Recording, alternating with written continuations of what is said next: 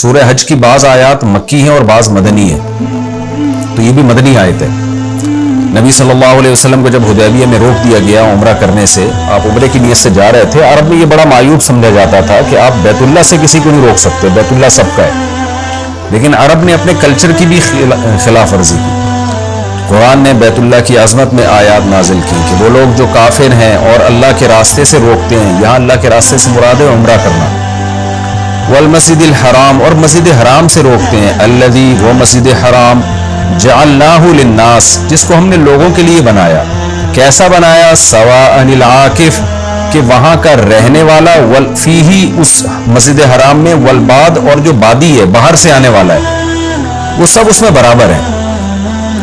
کیا مطلب؟ مسجد حرام کی یہ فضیلت ہے۔ دیکھیں یہاں مسجد حرام سے مراد ہے حرم، قرآن میں کہیں مسجد حرام سے عین مسجد مراد ہے، کہیں مسجد حرام سے پوری حدود حرم مراد ہے، کہیں مسجد حرام سے پورا مکہ بھی مراد ہوتا ہے۔ تو یہاں حرم مراد ہے، کیونکہ یہ جو احکام ہے نا کہ باہر سے آنے والا وہاں کا رہنے والا برابر ہے، یہ پورے حدود حرم کے بارے میں۔ برابر کا کیا مطلب ہے؟ کہ حرم جاتے ہوئے، دیکھیں اس کا ایک مطلب تو وہ ہے جو امام حنیفہ کا ایک قول ہے کہ حرم میں کوئی بھی ذاتی ملکیت کی کوئی چیز نہیں خرید سکتا، ذاتی پراپرٹی نہیں ہو سکتی، پورا وقف ہے، یعنی جو وہاں رہے گا یا باہر سے آئے گا مالک کوئی بھی نہیں ہوگا۔ جیسے مسجد ہے نا، مسجد میں آپ ایک ٹکڑا بھی خرید نہیں سکتے، تو پورا جو حدود حرم ہے وہ ایسے ہی ہے۔ لیکن امام صاحب کا یہ قول ہے جس میں فتویٰ نہیں ہے، فتویٰ جمہور کے قول پر ہی ہے فقہ حنفی میں، وہ یہی ہے کہ مسجد یعنی جو حدود حرم ہے نا اس میں ذاتی پراپرٹی بھی ہو سکتی ہے، مسجد حرام میں تو نہیں ہو سکتی لیکن حدود حرم میں ہو سکتی ہے۔ تو کیا مطلب ہوا؟ باہر سے آنے والے اور اندر رہنے والے برابر ہیں، یعنی مسجد میں آنے کا، مسجد میں نماز پڑھنے کا، طواف کرنے کا حق یہ سب کو برابر ہے۔ راستوں پہ کوئی قبضہ نہیں کر سکتا کہ جی آپ کہیں میرا چونکہ یہاں گھر ہے تو آپ نے ایک بنگلے پہ یعنی ایک راستے پہ قبضہ کر لیا کہ میں باہر سے کسی کو نہیں آنے دوں گا، یا جو اندر رہتے ہیں ان کو خصوصی پروٹوکول دیا جا رہا ہو مسجد میں جانے کے لیے، باہر والوں کے لیے دروازے بند کیے جا رہے ہوں۔ تو اللہ کہتے ہیں کہ یہ ایسی جگہ ہے جس میں رہنے والا باہر سے آنے والا برابر، کیونکہ یہ اللہ کا گھر ہے تو اللہ کے گھر پہ تو کسی کا قبضہ نہیں ہو سکتا، لہذا راستے سب کے لیے کھلے رہیں گے اس میں۔ تو اس لیے اللہ تعالیٰ فرماتے ہیں اس مسجد کی یہ عظمت ہے کہ اس میں رہنے والا، باہر سے آنے والا اور اندر رہنے والے برابر ہیں۔ تو ظاہر ہے جب برابر ہیں تو مشرکین مکہ کا نبی صلی اللہ علیہ وسلم کو اندر آنے سے منع کرنا یہ مسجد حرام کی توہین ہے۔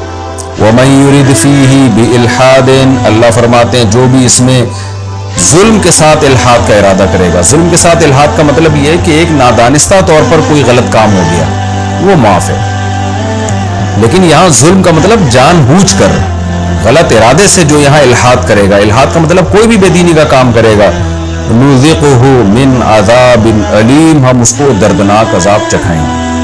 اس سے پتہ چلتا ہے کہ مسجد حرام یا بیت اللہ میں گناہ کرنے کی شناعت اور برائی باہر کی نسبت اور زیادہ بڑھ جاتی ہے، حدود حرم میں بھی۔ مجھے بڑا افسوس ہوتا ہے جب ہم حج کے لیے عمرے کے لیے جاتے ہیں تو مسجد حرام میں تو جرم نہیں کرتے، لیکن حدود حرم میں ہم نے لوگوں کو دیکھا ہے کہ وہ کیبل لگائی بھی ہے، ڈش اینٹینے لگے ہوئے تھے پہلے تو، اور وہ اس پہ فلمیں دیکھ رہے ہوتے ہیں حدود حرم کے اندر جو مزدور ہیں۔ تو بہت سخت یعنی اللہ کے عذاب کو دعوت دینے والی بات ہے۔ تو وہ چونکہ مزدوری کر رہے ہیں، ہوٹلوں میں ٹھہرے ہوئے ہیں، وہ حدود حرم میں ہی، تو وہاں وہ سمجھتے ہیں کہ سارے گناہ ہمارے لیے جائز ہے، یعنی وہی ہے جیسے ہم باہر کر رہے ہیں، تو یہ بہت بڑا جرم ہے۔ تو اللہ نے اس پہ بڑی شدید وعید سنائی ہے۔ تو یہ رکوع ہمارا الحمدللہ کمپلیٹ ہو گیا۔ اس رکوع کا حاصل یہی ہے کہ اللہ نے اس میں نیک لوگوں کے لیے جنت کا تذکرہ کیا، اور اللہ نے اس میں فرمایا کہ جو بھی مسجد حرام کے میں لوگوں کو آنے سے روکے گا اور عمرے میں رکاوٹ کا ذریعہ بنے گا، ہم اس کو دنیا اور آخرت میں عذاب کا مزہ چکھائیں گے۔ اور اس سے ایک اشکال ہوتا ہے کہ حجاج بن یوسف نے تو بیت اللہ پہ سنگباری کی تھی، یعنی جو حضرت عبداللہ بن زبیر کی جب حکومت قائم ہوئی تھی نا، تو حجاج بن یوسف نے جب ان کی حکومت کا تختہ گرانے کے لیے مکہ پہ حملہ کیا تو بیت اللہ بھی مسمار ہو گیا تھا، تو اس پر تو کوئی ایسا عذاب نہیں آیا۔ اس کا جواب علماء نے دیا ہے کہ بیت اللہ کا مسمار کرنا حجاج کی نیت نہیں تھی۔ حجاج کی نیت بیت اللہ، کیونکہ وہ بھی بہرحال مسلمان تھا، بیت اللہ کا طواف کرتا تھا، بیت اللہ کی طرف رخ کر کے نماز پڑھتا تھا، اس نے حکومت گرانے کے لیے غلط اقدام کیا جس کے نتیجے میں نادانستہ طور پر بیت اللہ کی جو ہے وہ تعمیر کو، وہ منجنیق کی جو توپیں تھی اس سے نقصان پہنچا۔ اس لیے قرآن میں الفاظ ہیں وَمَن يُرِدْ فِيهِ بِإِلْحَادٍ بِظُلْمٍ، جو جان بوجھ کر یہ کرے گا، یعنی بیت اللہ کی توہین کرے گا، شاعر اللہ کی توہین کرے گا، اس کے لیے دردناک عذاب۔ بیت اللہ کے ساتھ تو ایسا ہوا ہے کہ جس نے بھی بیت اللہ کے ساتھ برائی کے ارادے سے اس کو ڈھانے کی کوشش کی ہے، دنیا میں اس پر عذاب آئے گا۔